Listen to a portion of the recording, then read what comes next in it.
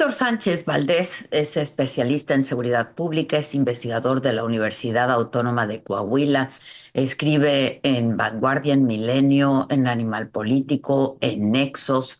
Acaba de publicar también un estudio y es revelador. Octubre es el mes con más desapariciones en toda la historia. Hacemos contacto contigo, Carlos. Víctor, ¿cómo estás? Te saludo con mucho gusto. Gracias. Hola, ¿cómo estás, Adela? Muy buen día. Es un placer estar en tu programa y a la orden. Igualmente, a ver, Víctor, primero que nada, ¿a qué te sabe esta declaración que la verdad a muchos nos ha indignado en el sentido de que el protocolo de seguridad no falló cuidando a Carlos Manso? A mí me parece que si no hubiera fallado, pues estaría vivo de entrada, ¿no? Pero ¿a qué te sabe esto, tú como especialista en seguridad pública? A ver, pongamos un paralelismo. Imaginemos que el servicio secreto de los Estados Unidos, hay una persona que atenta contra la vida del presidente y el presidente muere. Eso se convierte en un escándalo político de inmediato y pues lo primero que harías es pues revisar y cortar cabezas en el servicio secreto. De ese tamaño es la cuestión. O sea, es decir, si la función de quienes vigilan y guardan la vida de una persona fallan en esa tarea y esa persona pierde la vida, entonces fallaron en su tarea y por tanto, pues urge revisar los protocolos. Y podemos hacer otro paralelismo. ¿Qué pasó hace unos días con la presidenta? Un sujeto se acerca, hace un ataque sexual y esa persona no es arrestada en ese momento, se va a su casa y después la arrestan. O sea, es decir, qué tan mal están los aparatos de seguridad en México que alguien se puede acercar a la presidenta, no es amagado en ese momento, se puede ir a su casa y luego cuando se filtran los videos ya van por esta persona. Entonces, como bien mencionabas, creo que tiene que haber una actitud autocrítica del gobierno en el sentido de que los protocolos de seguridad están fallando y se tiene que replantear la protección de los alcaldes, porque además de Carlos Manso, pues ¿Cuántos han sido asesinados? de Claro. 2006 a la fecha, 195 alcaldes perdieron la vida. En los últimos 7 años, o sea, el periodo de López Obrador y lo que lleva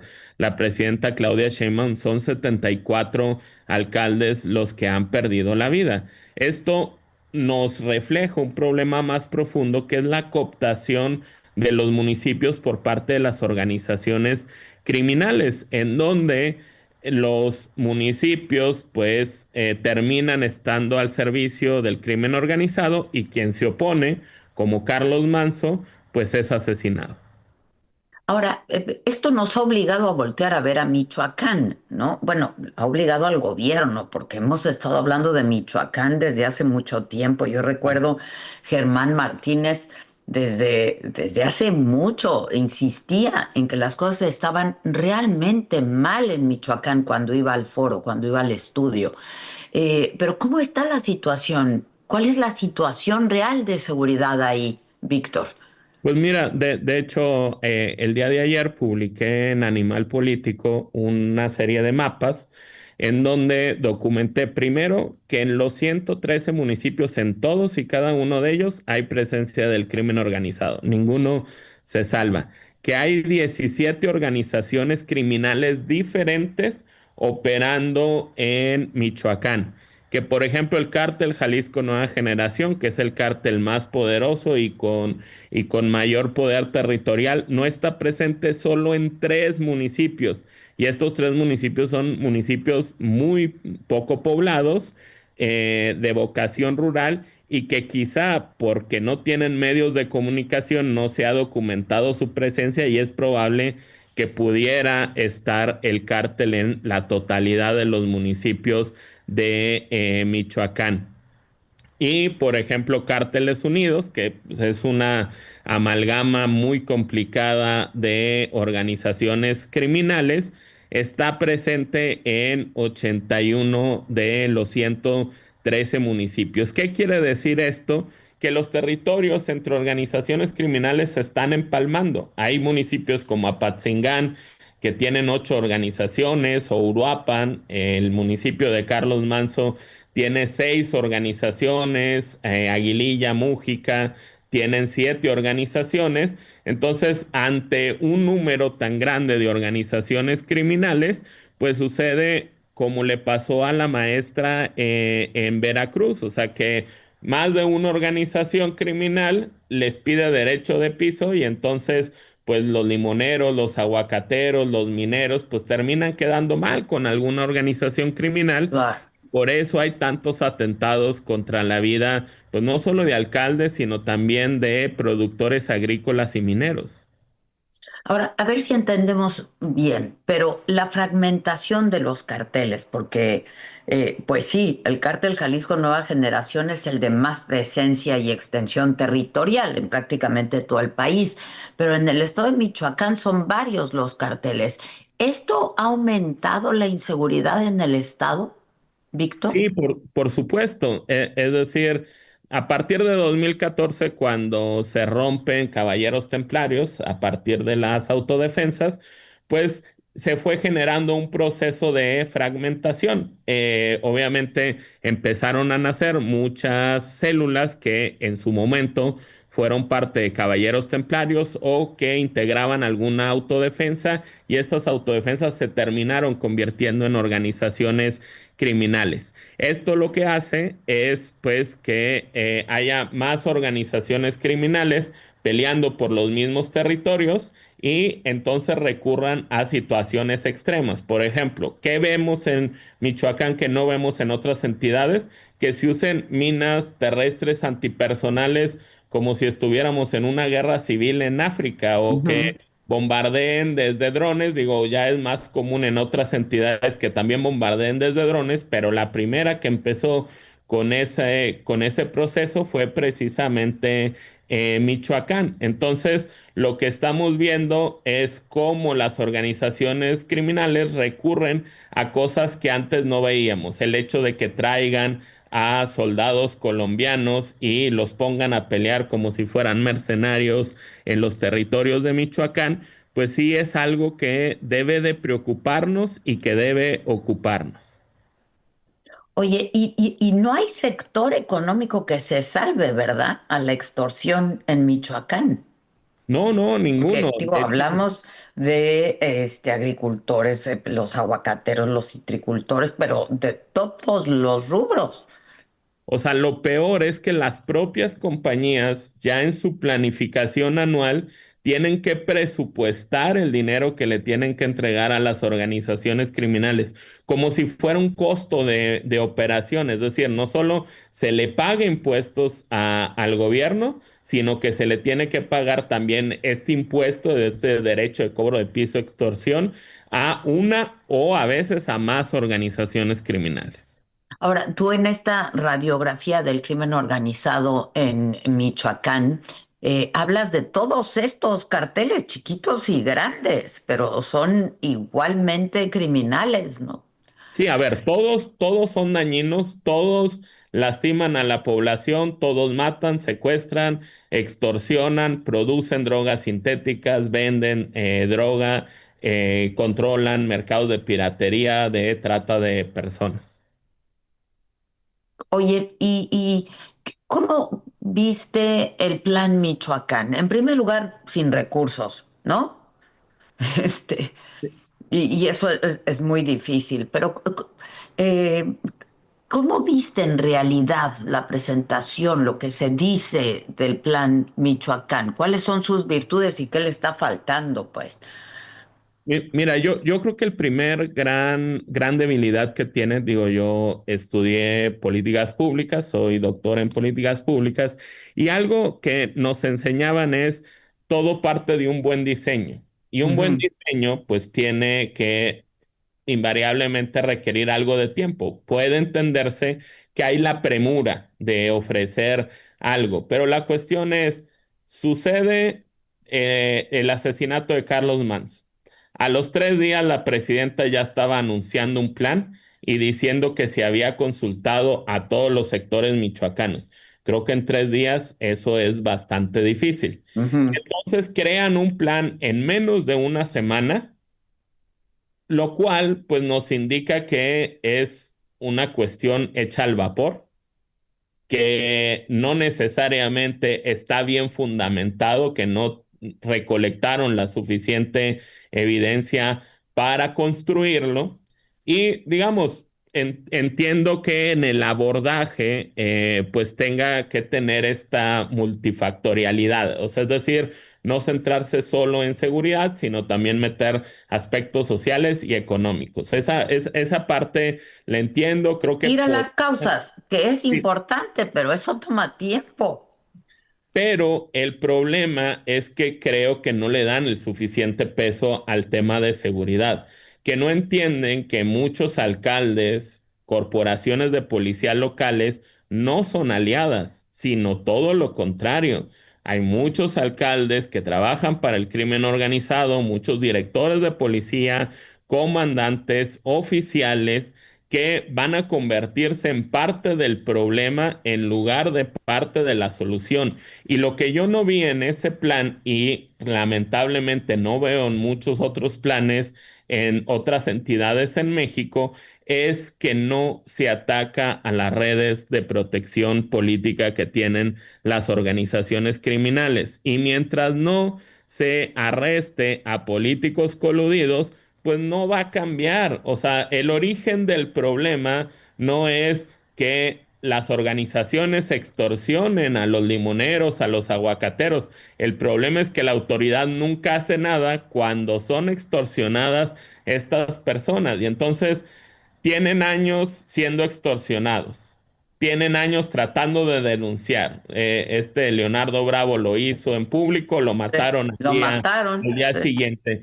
Y luego, pues salen en el gobierno federal y dicen, pues aquí están los números de denuncia contra la extorsión, denuncien. Pues perdón, o sea, pero si yo veo que las autoridades no actúan y cuando se denuncia uno pierde la vida, pues perdón, pero aunque haya pues los números de contacto para denunciar extorsiones, la verdad es que yo no voy a estar confiado si en los últimos 20 años no se ha hecho nada por solucionar el problema. Por más anónimo que sea esta línea, ¿no? Claro. Pues si la atiende el gobierno, que está coludido, vamos, o que es complaciente en el mejor de los casos, ¿no? Ahora, ¿te parece igual o en mucho parecido, que es lo que se ha venido diciendo y ustedes, los especialistas, han coincidido en ello, al plan que se presentó con Calderón, al plan de Peña Nieto? Pues hay mucho de parecido en eso, ¿no?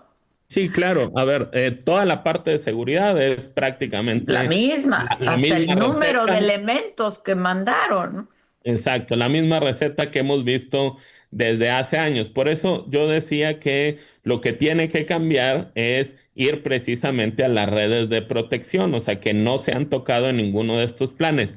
Si acaso lo que cambia en este caso, pues es la faceta social y la económica, pero pues no es que hubiera estado del todo ausente en los planes anteriores, ¿no? O sea, siempre ha habido un enfoque multifactorial, pero en este caso a lo mejor se le dio un mayor énfasis.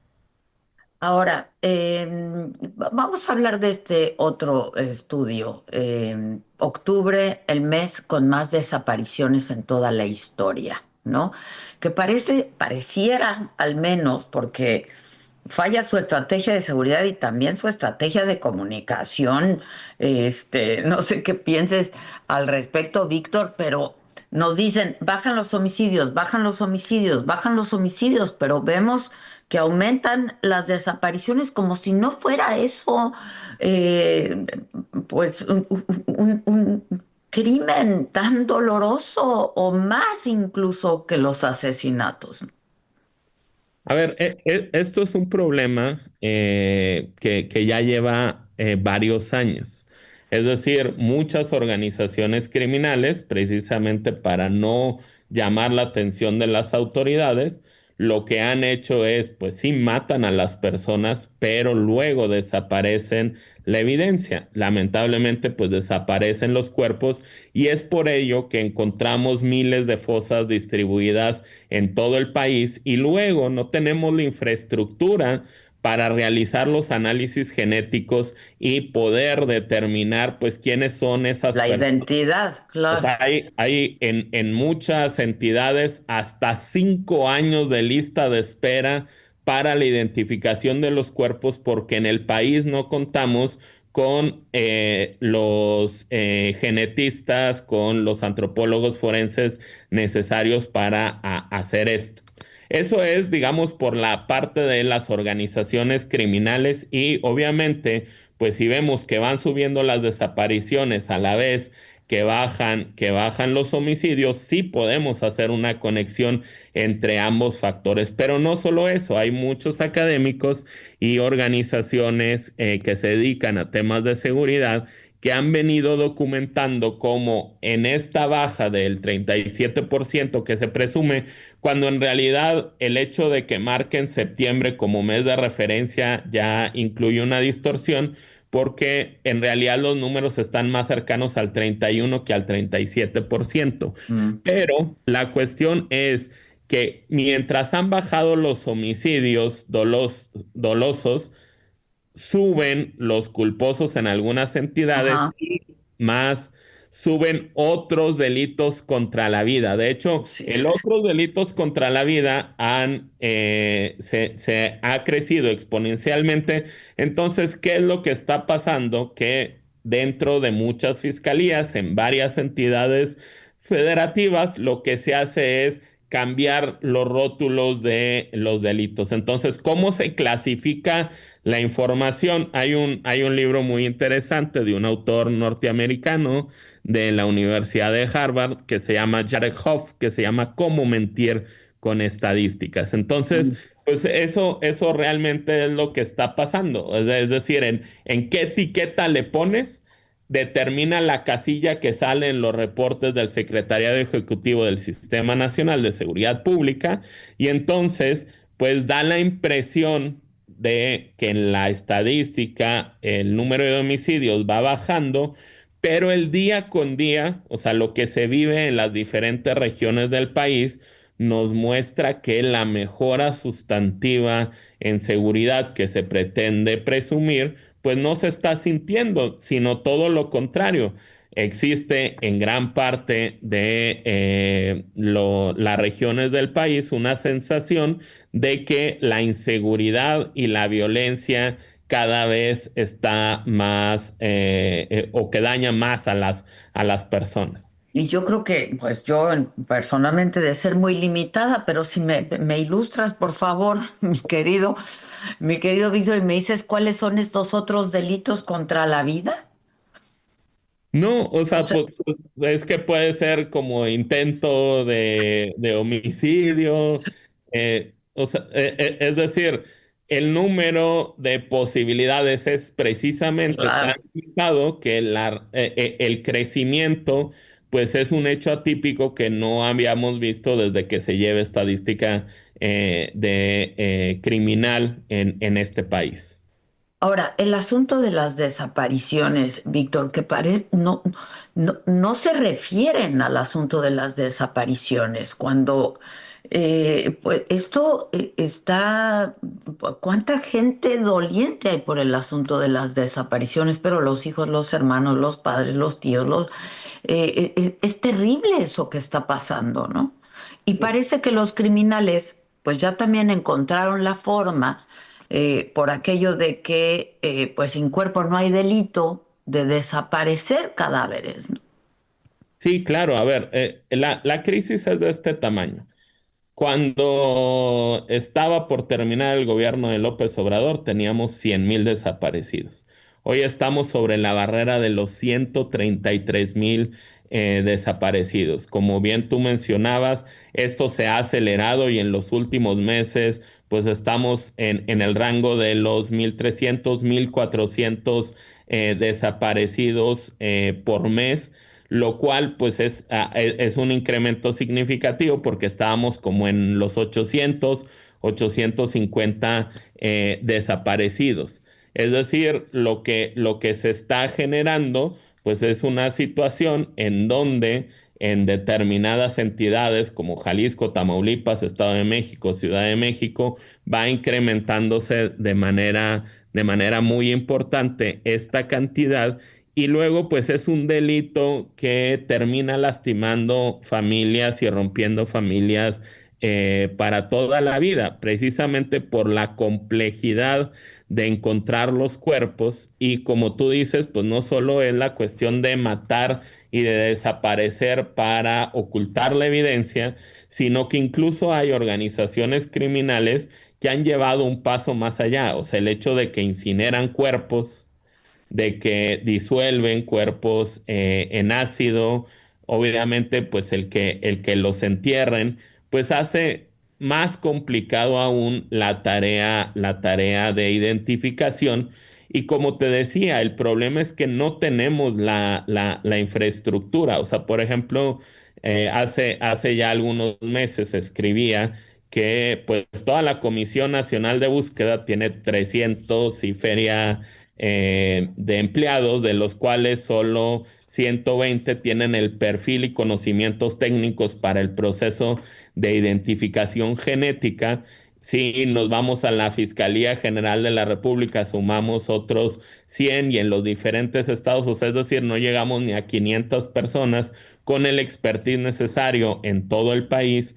Y pues salvo Coahuila, que es mi estado, pues no tiene un centro propio de identificación ninguna otra entidad. Entonces, o sea, el problema es, tenemos una crisis de derechos humanos y humanitaria mayúscula, sin las capacidades, pero sobre todo sin la voluntad de invertirle o sea, porque ya se podrían estar formando el personal que necesitamos y Claro. desarrollando la infraestructura, pero como bien dices, es una crisis que no está siendo atendida y lo paradójico es que cuando la presidenta o la secretaria de Gobernación visitan alguna entidad, madres buscadoras de forma recurrente se acercan a ellos para pedir el auxilio para encontrar a sus seres queridos. Sí, sin duda, sin duda. Está interesantísimo el artículo Radiografía del Crimen Organizado en Michoacán. Hay un diagnóstico clarísimo que podrían estar atendiendo y leyendo quienes se dedican a hacer, ¿no? Los planes, en este caso, el plan Michoacán. Y lo encontramos, mi querido Víctor, en Animal Político. Ahí Así la es. gente lo puede ver y leer con toda calma. Te agradezco por lo pronto muchísimo. No, ha sido todo un placer, Adela. Gracias, muchas gracias. Gracias, Víctor Sánchez Valdés, él es especialista, les decía, en seguridad pública, es investigador de la Universidad Autónoma de Coahuila. Y hablando de madres buscadoras y de madres desesperadas, de verdad, por la desaparición de sus hijos, de sus hijas o de sus parejas, en fin, de sus padres incluso. Ustedes ya conocen a Brenda Valenzuela Gil. Nosotros la hemos tenido ya en ocasiones hablando de la desaparición de su hijo, el joven Carlos Emilio Galván, quien desapareció